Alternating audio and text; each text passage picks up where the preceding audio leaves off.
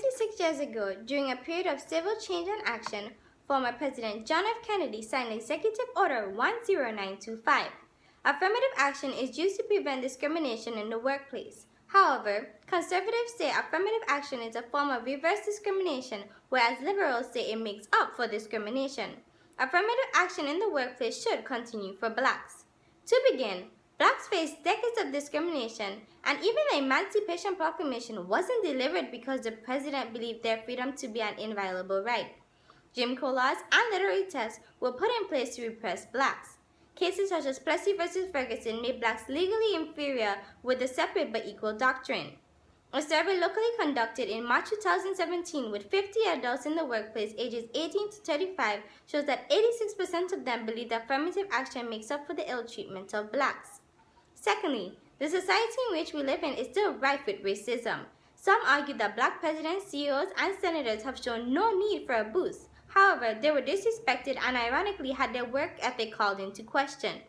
The increase in cases of black males being stereotyped and killed has led to Anton Sterling's and Trayvon Martin's death.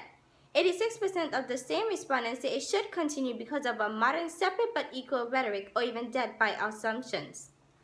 In regards to diversity, the makeup of the modern workplace can be partially credited to affirmative action, which 86% of the respondents believe. It was created in an attempt to make whites in power recognize blacks in the workplace. Even with affirmative action, blacks only earn 75% of a white man's salary, and in 2002, the average household income of whites was higher. Affirmative action with equal salaries will create a productive workplace. Some conservatives say that affirmative action discriminates against whites and is against the United States Constitution.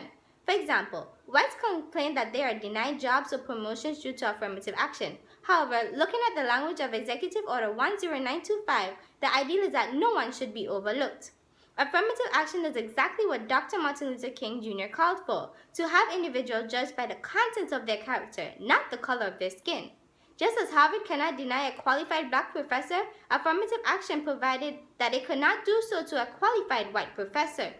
To conclude, affirmative action is similar to the National Football League or any major sports league draft. The number one draft choices is given to the lowest ranking teams. It is not for pity, but for continuation. After all, a league is only as strong as its weakest link, and the world is only as strong as its minorities. The players in the highest and lowest slots must be qualified. Affirmative action should continue since it's like leveling the playing field.